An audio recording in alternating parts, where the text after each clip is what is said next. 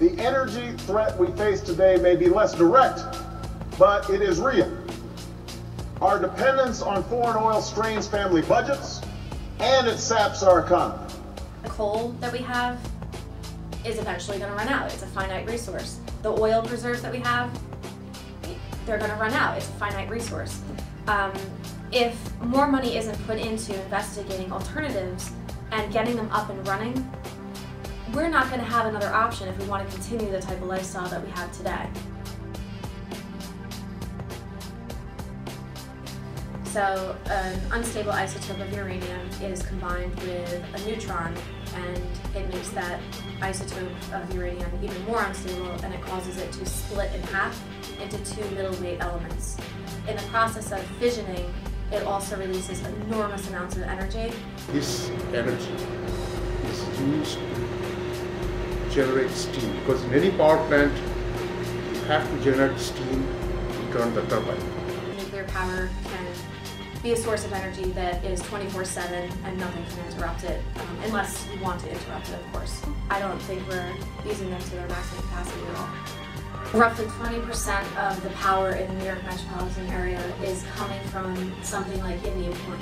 I know there are a lot of environmental groups that want to shut down power plants across the nation, and they have valid claims about why they want to shut down those power plants.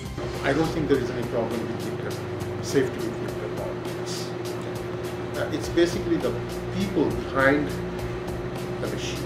If they're careless, it doesn't matter whether it's a nuclear power plant, whether it's a fossil fuel power plant, you can have accidents. And that's another problem, storage of radioactive storage waste. During the fission process, radioactive isotopes are produced, and we need a way to store those. Right now, I think they're stored underground, deep underground. And these isotopes would potentially be stored in barrels. Can the barrels that we're creating withstand the test of time? How are we supposed to know if they can, stay intact for hundreds of thousands of years, possibly?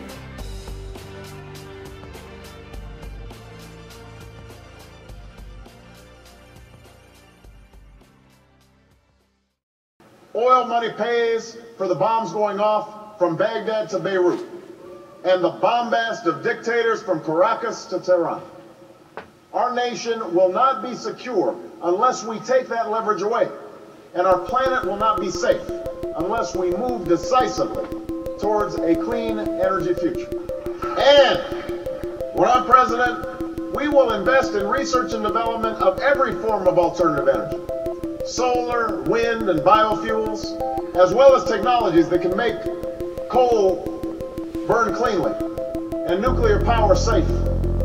We will provide incentives to businesses and consumers to save energy and make buildings more efficient.